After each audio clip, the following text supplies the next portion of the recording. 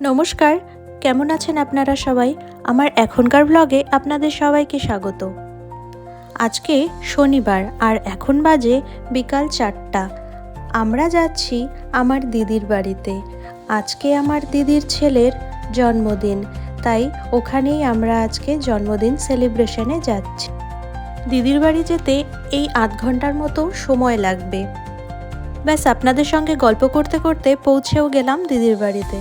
আর এখানে এসেই তো সিল্কি পেয়ে গেছে ওর বিতান দিদিকে, তাই ওর আনন্দের আর সীমা নেই। আপনারা যাকে এখন দেখতে পাচ্ছেন সেই হচ্ছে আজকের বার্থডে বয়। আমরা রেডি হয়ে চলে এলেও ও কিন্তু এখনও রেডি হয়নি। যা হোক, ছেলে মানুষের রেডি হতে অতটা সময় লাগে না। আমরা এসেই কিন্তু চা মিষ্টি সিঙ্গারা খেয়ে নিয়েছিলাম, যেটা আপনাদের সঙ্গে শেয়ার করা হলো না। বার্থডে বয়ের খুঁড়তুতো জারতুতো ভাই বোনেরাও সবাই এখানে এসে গেছিল। সবাই ডেকোরেশনে ব্যস্ত ছিল। এর মধ্যেই আমি চলে আসলাম রান্নাঘরে। আজকে যেহেতু শনিবার, তাই সব রান্নাগুলো নিরামিষই হচ্ছিল। এটাই দিদির হল রুম। এখানেই বার্থডে সেলিব্রেশন হবে। সবাই এখানে বসেই কিন্তু গল্পগুজব করছিল।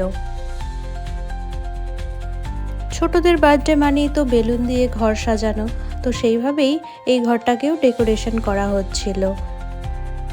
বার্থডে বয় সব বাকি ভাইদের সঙ্গে মিলে বেলুনগুলো ফুলিয়ে দিচ্ছিল, আর বাবু এদিকে বাঁধছিল, আর জামাইবাবু ওপরে উঠে লাগানোর কাজটাও সেরে ফেলছিল। আর আমরা যেহেতু রাতেই বাড়ি ফিরে যাব, তাই সবাইকে আমরা তাড়া দিচ্ছিলাম যে তোমাদের সেলিব্রেশনটা তাড়াতাড়ি করে ফেলো, কারণ আমাদের আবার ফিরতে না হলে দেরি হয়ে যাবে। ঘরে বেলুন লাগানো শেষ হয়ে গেল।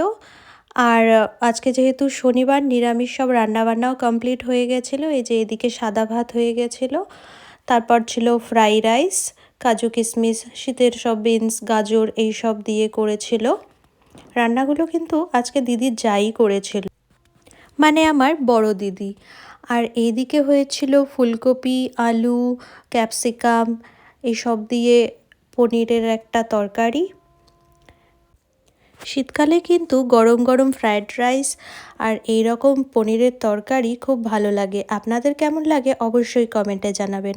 আর ছিল পটল ভাজা, এদিকে হয়েছিল ভেজ ডাল, যেটার মধ্যে ওই পনির, গাজর, বিনস এই সব কিছু দেওয়া হয়েছিল। ডালটা বেশ ভারী ভারী করেই করা হয়েছিল। আমি আপনাদের ওপর থেকে দেখাচ্ছিলাম, তাই ওপরের ডালটা পাতলা মনে হচ্ছিল।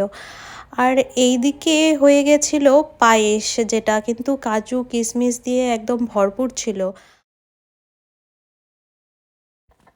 আর আমি রান্নাঘর থেকে বেরিয়ে এসে দেখছি এখানে সমস্ত কিছু রেডি করা হয়ে গেছে। কেকও চলে এসেছে, ধান দুব্বা, প্রদীপ সব কিছুই চলে এসেছিল। এখন সবাই পায়েস খাওয়াবে, মিষ্টি মুখ করাবে, আর আশীর্বাদের পালা। ভিডিওটা আপনাদের কেমন লাগছে অবশ্যই কমেন্টে জানাবেন। আর ভালো লাগলে লাইক, কমেন্ট, শেয়ার আর সাবস্ক্রাইব করতে ভুলবেন না। দিদিদের বাড়িতে সব কচিকাচাদের বার্থডেগুলো কিন্তু ওরা এইভাবেই সবাই মিলে একসঙ্গে সেলিব্রেট করে।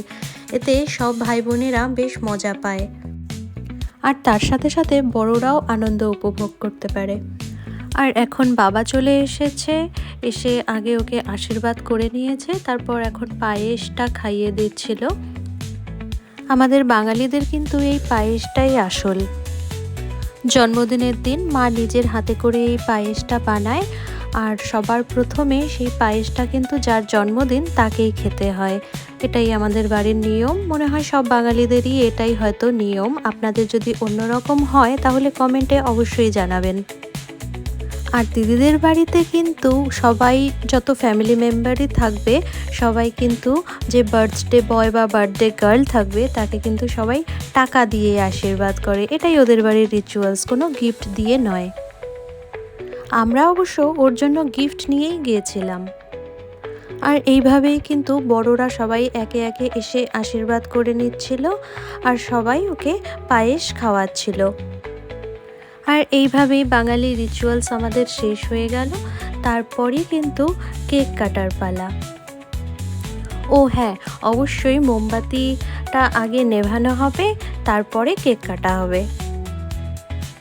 আর যদি ভালো করে একটু লক্ষ্য করেন দেখতে পাবেন যে বিতান কিন্তু সাইডে দাঁড়িয়ে দাঁড়িয়ে ভাবছিল যে ও কতক্ষণে কেকটাকে ধরবে।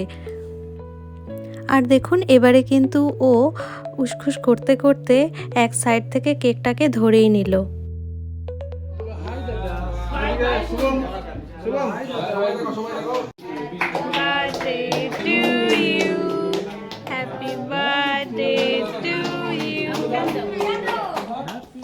কেক কাটা হয়ে গেল, এখন কিন্তু পুচকুগুলো সব কেক নিয়ে ব্যস্ত হয়ে পড়েছে।